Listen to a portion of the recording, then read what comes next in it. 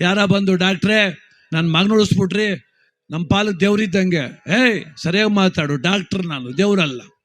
ಯಾವನೇ ಅವನು ದೇವರು ಇದಾನ? ನೀನು ನೋಡಿದ್ಯಾ? ನಾನು ಉಳಿಸಿದ್ದೀನಿ, ನನ್ಗೆ ಹೇಳ ಅಷ್ಟೇ, ನೀನು ದೇವ್ರಿಗೆ ಇವ್ರ ಹೆಸರಲ್ಲೇ ಹೇಳ್ಬೇಕು ಹೋಗ್ಬೇಡ. ತುಂಬ ಒಳ್ಳೆ ಮನುಷ್ಯ, ಪ್ರಖ್ಯಾತವಾದ ವೈದ್ಯ. ಒಂದ್ಸಲ ತನ್ನ ಸ್ನೇಹಿತರ ಜೊತೆ ಹೆಲಿಕಾಪ್ಟ್ರಲ್ಲಿ ಕುಂತ್ಕೊಂಡು ಹೋಗ್ತಾ ಇದ್ದ.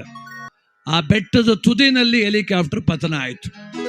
ಆ ಎಷ್ಟೋ ಮಕ್ಕಳ ಉಳಿಸಿದ ಪುಣ್ಯ ಡಾಕ್ಟ್ರ್ ಒಬ್ರು ಉಳ್ಕೊಂಡ್ರು.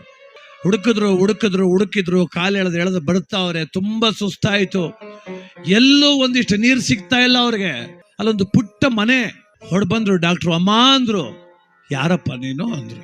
ಅಮ್ಮ ನಾನು ಏನೋ ಬಂದೆ, ಇಲ್ಲಿ ಬಿದ್ದೆ, ಹಿಂಗಾಯ್ತು ಎಲ್ಲ ಹೇಳಿದ್ರು ಅವ್ರು. ಬಾಪ ಬಾ ಒಳಗ್ ಬಾ, ಎದುರುಬೇಡ ಬಾ, ದೇವ್ರು ಅವನೇ ಅಂದ್ಲ ಅಮ್ಮ.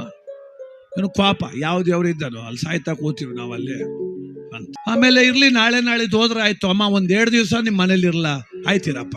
ಡಾಕ್ಟ್ರು ಕುಳಿತರು, ಹಣ್ಣು ತಿಂದ್ರು, ಮಲಗ್ಲಿಕ್ಕೆ ಒಂದಷ್ಟು ವ್ಯವಸ್ಥೆ ಮಾಡಿದ್ಲು.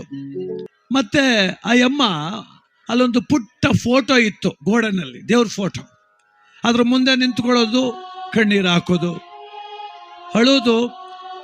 ಬೆಳಿಗ್ಗೆ ಮಧ್ಯಾಹ್ನ ಸಂಜೆ 2 ದಿವಸ ನೋಡಿದ್ರಿ ಡಾಕ್ಟ್ರು. ಅಮ್ಮ, ಗಂಡನ ಕಳ್ಕೊಂಡಿದ್ದೆ, ಮಕ್ಕಳು ಕಳ್ಕೊಂಡಿದ್ದೆ, ಇನ್ನೂ ಆ ಫೋಟೋದ ಮೇಲೆ ನಂಬಿಕೆ ಅದ ನಿನಗೆ? ನಂಬಿಕೆ ಅದೇ ಇಲ್ಲ, ಯಾವ ದೇವರು ಇಲ್ಲ. ಇದಾನ್ ಸುಂಬಿರಪ್ಪ. ಆಮೇಲೆ ನನಗಿದ್ದದ್ದು 2 ಮಕ್ಕಳು. ಒಬ್ಬ ಸತ್ತೋಗೋ, ನೀನೊಬ್ಬ ಅವನೇ. ಅವನು ಇರಲಿಲ್ಲ ಅಂದ್ರೆ ಇಷ್ಟೊತ್ತು ನಾನು ಸತ್ತೋಗುವೆ.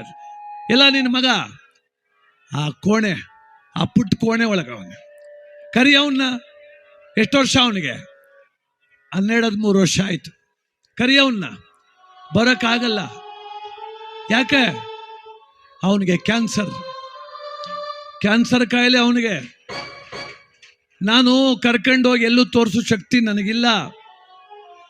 ಅದಕ್ಕೆ ದಿನ ದೇವ್ರ ತಾ ಬೇಡ್ತಿದ್ದೆ, ಯಾರು ಪುಣ್ಯಾತ್ಮ ಡಾಕ್ಟ್ರ್ ಇಲ್ಲಿಗೆ ಕಳಿಸು ಅಂತ. ಅದು ಯಾವಾಗ ಕಳ್ಸೋನೋ ಗೊತ್ತಿಲ್ಲ ಅಂದ್ಲ ಅವಳು. ಡಾಕ್ಟ್ರಳು ಶುರುವಾದ ಈಗ, ಯಾಕೆ ಸ್ವಾಮಿ ಹೇಳ್ತೀರಲ್ಲ ಅಂತ. ನೀ ಕೇಳ್ತಿದ್ದಲ್ಲ ಒಳ್ಳೆ ಡಾಕ್ಟ್ರ್ ಕಳಿಸು ಅಂತ. ನಾನೇ ಕಣಮ್ಮ ಒಳ್ಳೆ ಡಾಕ್ಟ್ರು.